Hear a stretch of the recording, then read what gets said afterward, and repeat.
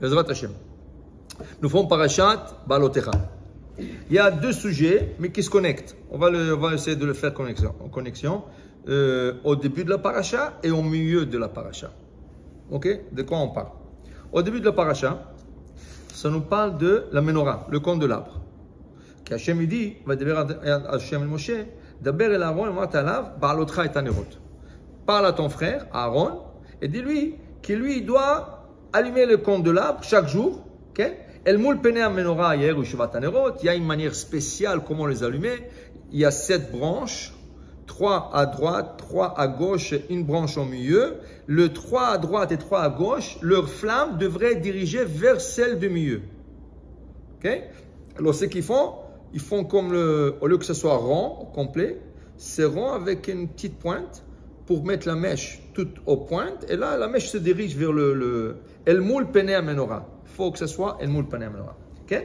Vaya asken Aaron, et bien sûr, Aaron a eu l'ordre d'Hachem d'allumer la menorah. Vaya asken, il a fait comme Hachem a recommandé à Moshe. Maintenant, le Zohar, Rabbi Shimon Bar Yochai explique que cette paracha, pourquoi on parle de bougie maintenant? On a parlé de ça il y a 2 mois et demi. On a parlé de parachat Tetzavé.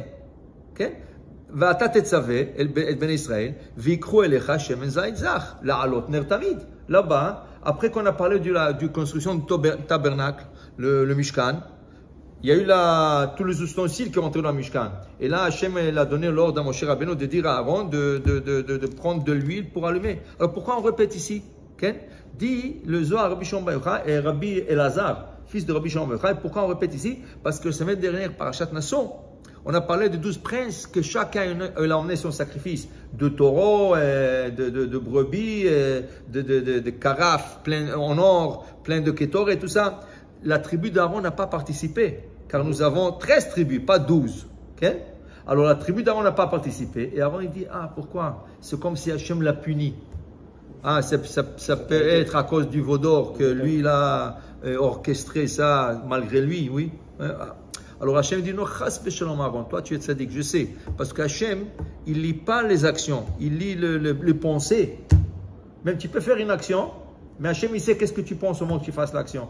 Il peut avoir quelqu'un qui fait une mauvaise action, mais dans son cœur, il a du mal à faire cette action.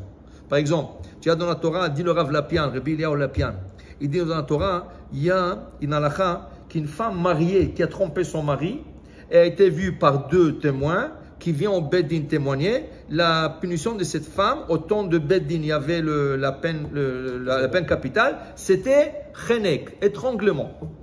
Tandis qu'une femme fiancée, okay, qui a trompé son fiancé, et elle a été attrapée par 2 témoins, sa punition, c'est lapidation. Qu'est-ce qui est pire, lapidation ou étranglement? Lapidation. Alors dire Rav Lapian, je ne comprends pas. La femme mariée, peut-être qu'elle a déjà des enfants et tout, c'est elle qui doit être lapidée, s'il a trompé son mari. L'autre, elle est rien fiancée. Elle ne s'est même pas encore mariée.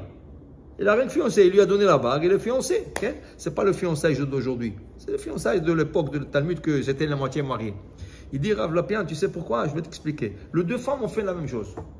Elles ont trompé, une son mari, une son fiancé. C'est la même avéra, c'est le même péché. Mais celle qui était mariée, quand elle a fait son péché, chaque fois elle regardait en arrière, peut-être mon mari va me voir, peut-être qu'il y a des gens qui vont me voir et tout ça. Ça veut dire que quand elle fait son péché avec ce monsieur, elle a des palpitations de cœur. Peut-être. Ça veut dire qu'elle ne fait pas la vera avec 100% de plaisir.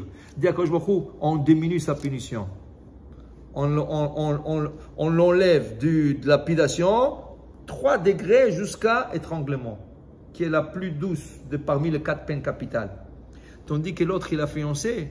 Son fiancé, il n'est même pas en ville. Il habite quelque ailleurs. La Gemara dit on donnait 1 an pour 2 fiancés, lui pour préparer le mariage, elle pour préparer sa maison, sa future maison. Alors comme ils n'habitaient pas un à côté de l'autre, quand elle fait son péché, elle dit lui il est là-bas, il sait rien du tout qu'est-ce que je suis en train de faire. Alors ça veut dire quand elle fait son péché avec un autre homme, c'est un péché à 100%. Alors ça escale. D'étranglement, ça monte jusqu'à la pire punition, c'est la lapidation. Okay? Ça veut dire que le deux ont fait la même chose. Mais Hachem, il lit le cœur de la personne au moment qu'il fait la vera. homme qui fait la mitzvah, il peut deux personnes mettre le téphilim. Un, il met le téphilim, l'autre, il met le téphilim. Un, il dit dans son cœur toujours, ah, ça m'énerve chaque matin de venir ici. L'autre, il dit, ah, bon, Hachem, que j'ai la chance de venir, je peux marcher, je peux venir à la synagogue. Alors, tu crois que quand ils vont monter au Shamaïm, tous les deux vont recevoir la même paye pour le téphilim, la pause téphilim? Pas du tout. C'est lui qui s'est plaigné. Il va recevoir une récompense, mais une récompense minimale. L'autre, il va recevoir tout le monde. Parce qu'il a mis les téphilim comme l'autre. Mais il a mis les téphilim comme il faut. Avec un bon cœur. Ok? C'est ça, Aaron alors? Alors Aaron, il avait du mal dans le cœur. Il a dit comment tout le Nessim, tout le prince des tribus ont emmené leur sacrifice et tout. Moi, je n'ai pas participé. Et il avait du mal. D'accord, je lui dis, t'en fais pas. Alors lui, il pense, ah, peut-être c'est à cause du vaudor. Non, Hachem, il dit, moi, je sais pourquoi tu as participé dans le vaudor. Tu voulais gagner du temps. Mais malheureusement, ils ne t'ont pas laissé. Okay? Alors Hachem, il dit, Aaron, je sais, je lis ton cœur, je lus ton cœur. Quand tu as fait ça, dans ce cas, je vais te donner une mitzvah qui est une mitzvah éternelle. Qu'est-ce que c'est éternel? Regarde, eux, ils ont emmené le sacrifice, chacun dans son jour. Combien de jours ont duré ce sacrifice? 12 jours. 12 jours. Mais après, c'est fini. On n'a plus entendu parler. C'est fini. Okay? Tandis qu'Aaron, le candelabre, il s'est allumé au temps de Moshe Rabbeinu. Il s'est allumé au temps de Shlomo HaMelech, il s'est allumé au temps de Ezra Sofer, et dit le Ramban, il est encore allumé dans nos jours à nous par la Hanoukia. La Hanoukia, c'est si tu veux, c'est la copie de la menorah dans chaque maison qui est considérée comme Beth Mikdash. Alors Hachem dit, Aaron, t'en fais pas, ta récompense va être beaucoup plus grande. Okay?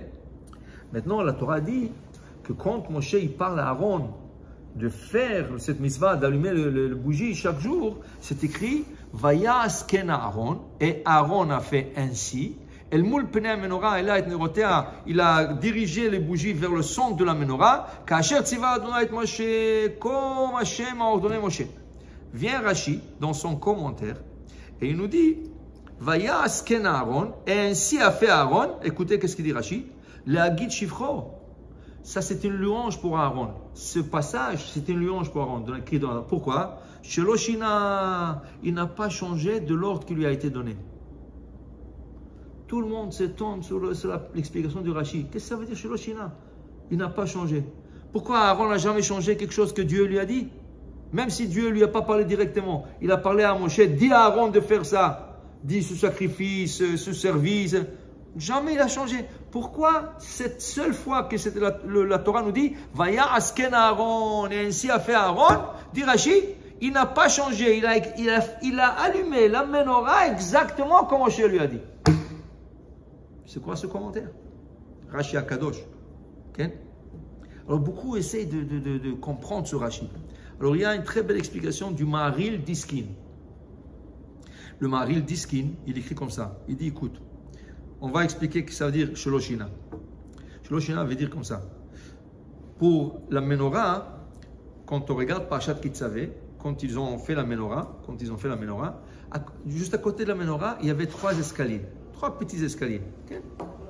Et c'est écrit que le Kohen, il marchait sur l'escalier, il marchait et il allumait la menorah. Okay? Il allumait la menorah très bien. Maintenant, pourquoi? Parce qu'il y a un halakha, le grand prêtre, le Kohen Gadol, il a sur son front une plaque qui dit Kodesh Lashem, sacré pour l'Éternel. Okay?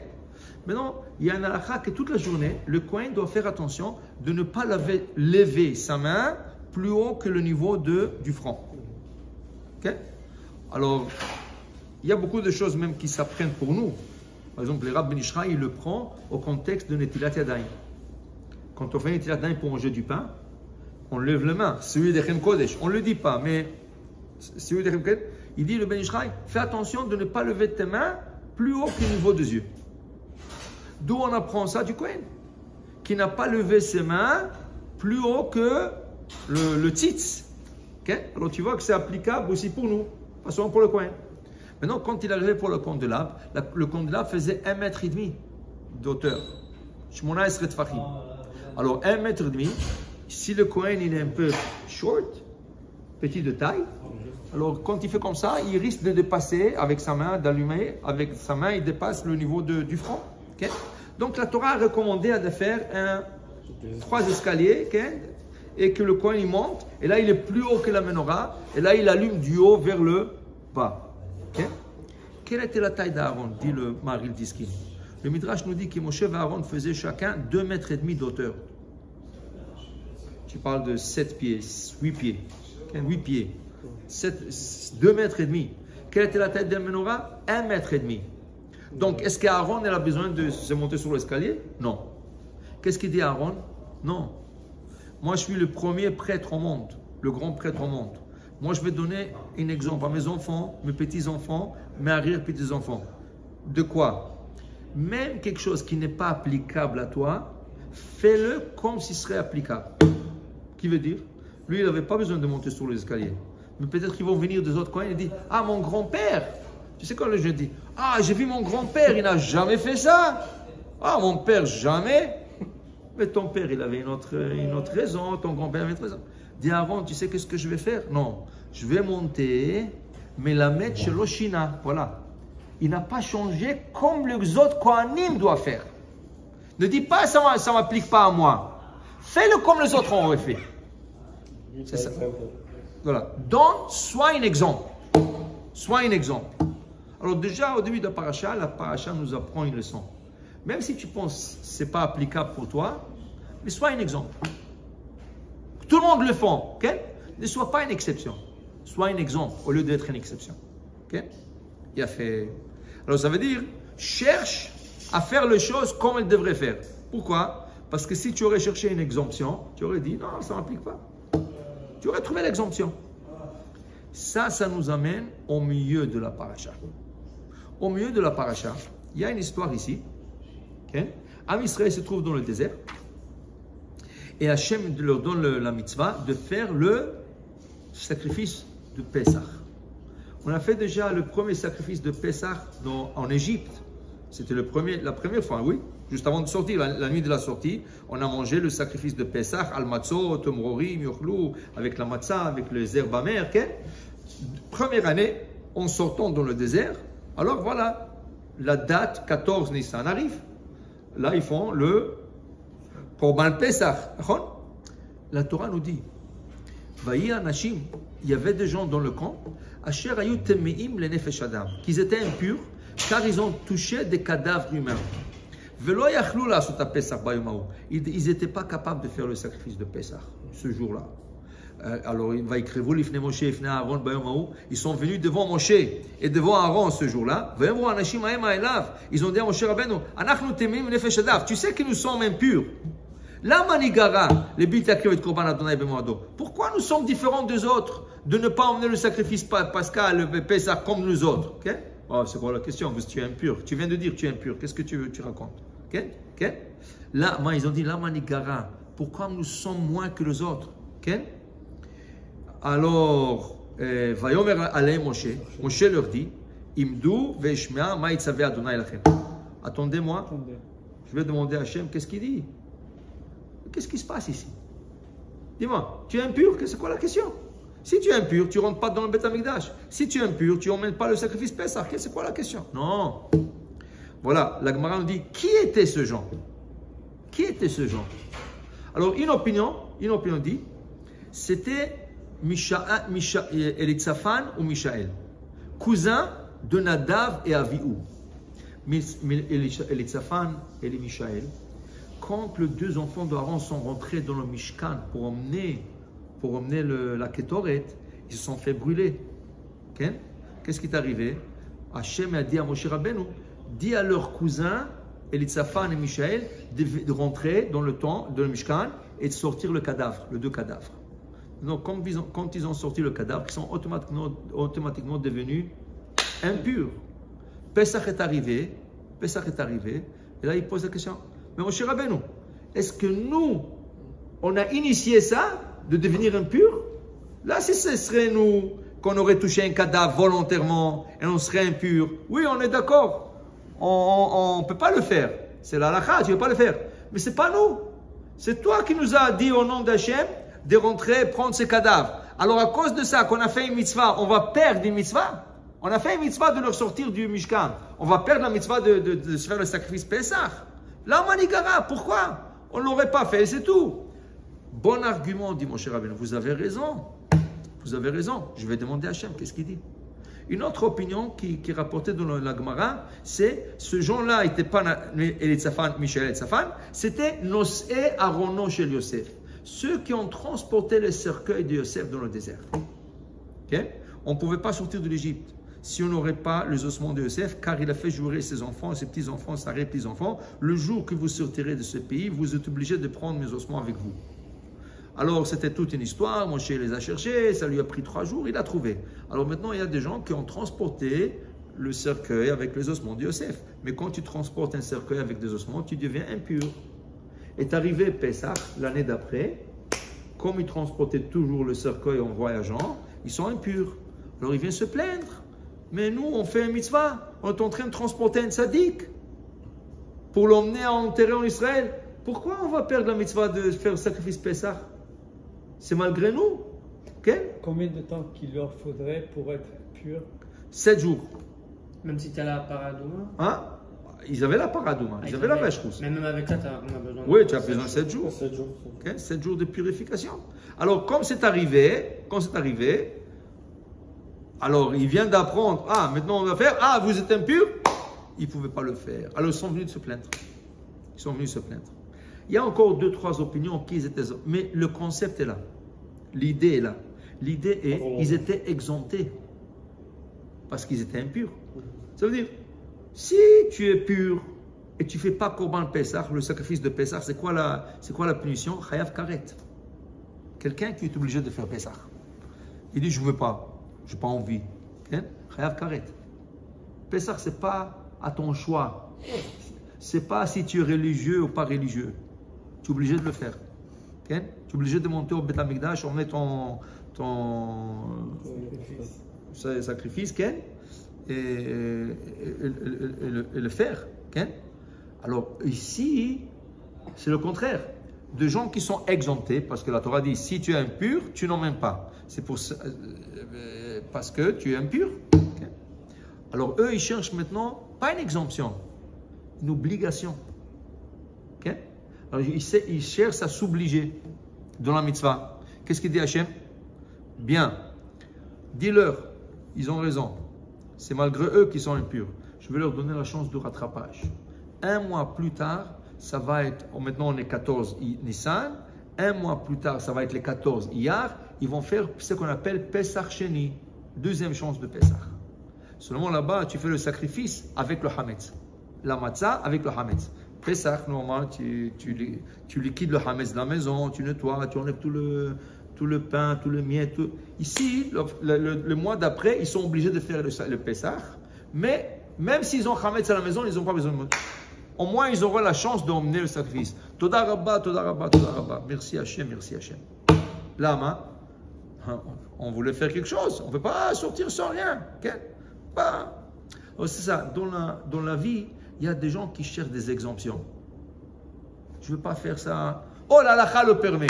Oh, ce rabbin, il m'a dit c'est maisonnote, c'est pas moti. Oh, ce rabbin, il m'a dit ça. Tu sais, il y a des gens toujours.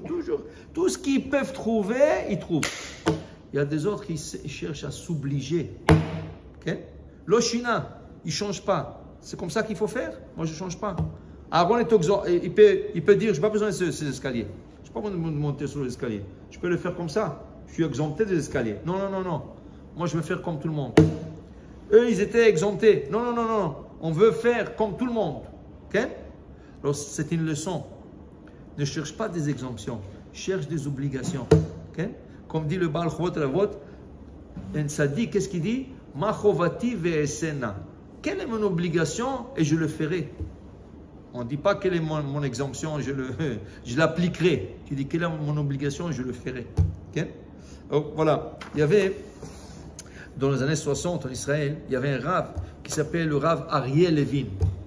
Le rav Ariel Levin, il était connu, on l'appelait, le titre, c'est le rabbin des prisonniers. C'était un rabbin qui allait aux prisons. Ça veut dire qu'il allait visiter les prisonniers. Il les emmenait à manger, il leur parlait de Torah, il leur faisait tchouva. Okay? Et les gens, quand ils sortaient, beaucoup qu'il a fait, il faisait tchouva. Beaucoup faim.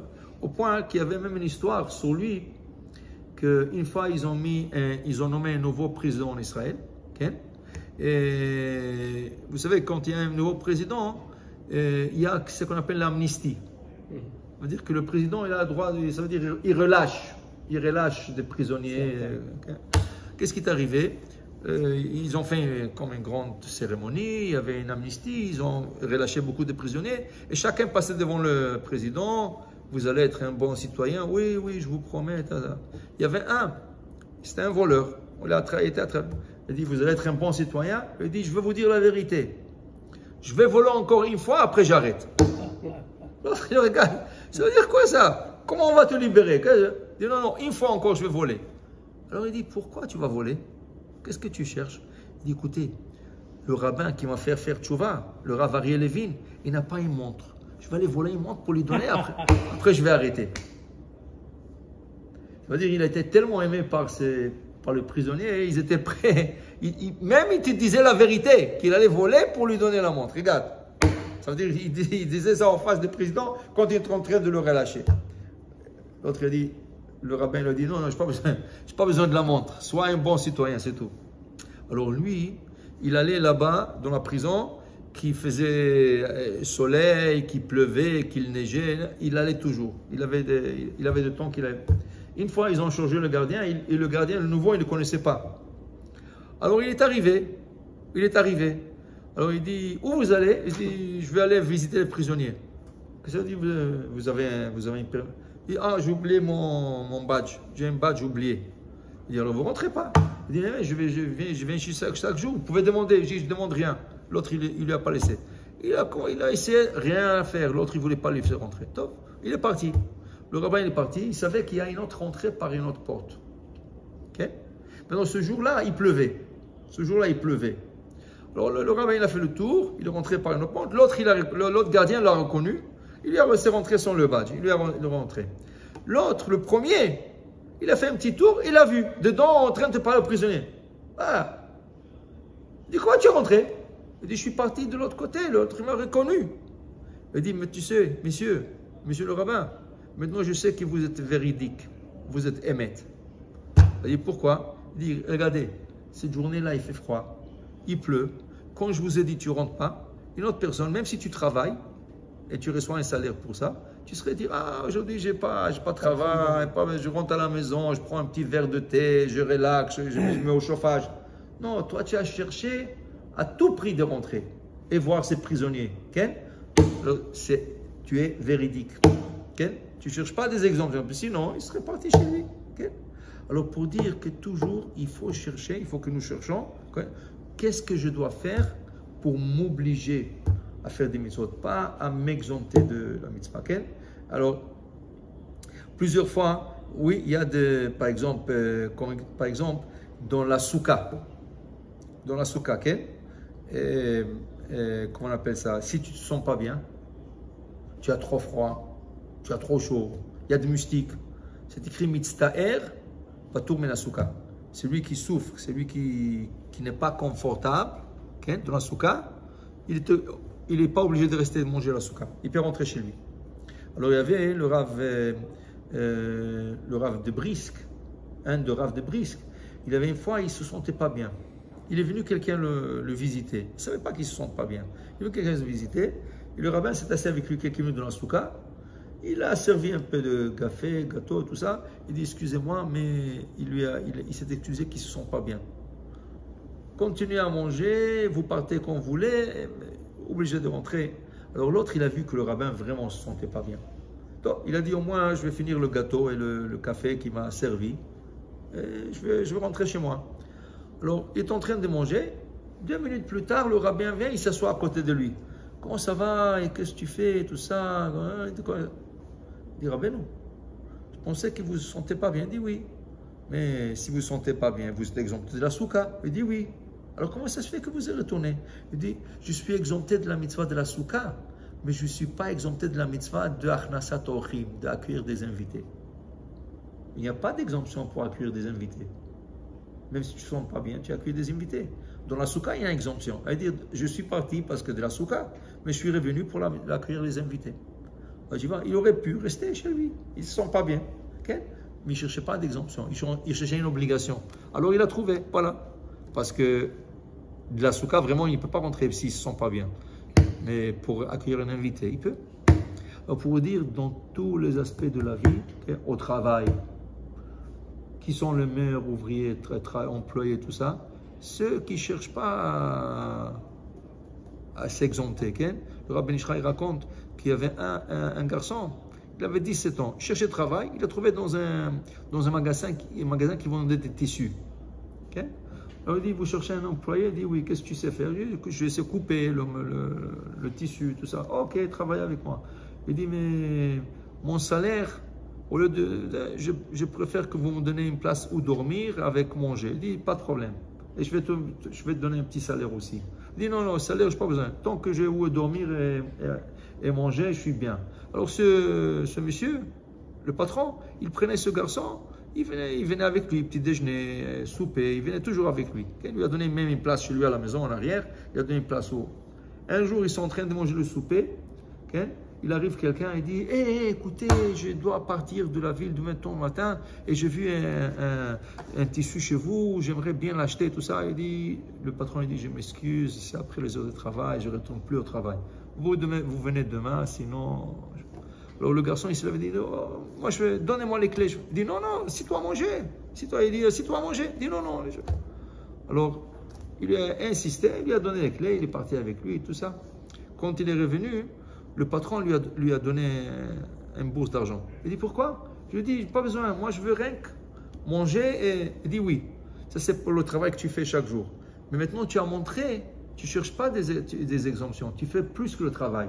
C'est pas ton obligation de faire ça. Je t'ai exempté, je t'ai dit, je peux rester manger avec moi. Et lui qui s'en va, lui qui n'achète pas. Mais tu as cherché pour l'intérêt du business. Alors dans ce cas, tu mérites un salaire supplémentaire. Un salaire supplémentaire. Alors pour te dire, dans la vie, cherche toujours qu'est-ce que je peux faire. C'est comme ça qu'on réussit dans la vie. Celui qui cherche des exemptions, à la fin, il ne fera rien du tout. Il peut même trouver une exemption de rester chez lui, de ne pas aller à la prière, de ne pas aller au travail, de ne rien faire, de rester toujours chez lui, recevoir le chômage, et c'est tout, la belle vie. Qu'est-ce qu'il a besoin? Il a acheté une petite bière avec un peu de popcorn, il est bien. Mais non, cherche à faire, à construire, à bâtir. Alors pour vous dire, voilà, c'est le début, le milieu de la paracha pour nous dire combien il faut, dans la vie, il faut se forcer à faire des choses. Celui qui se force à faire, réussit. Baruch Adonai Le'olam. Amen ve Amen.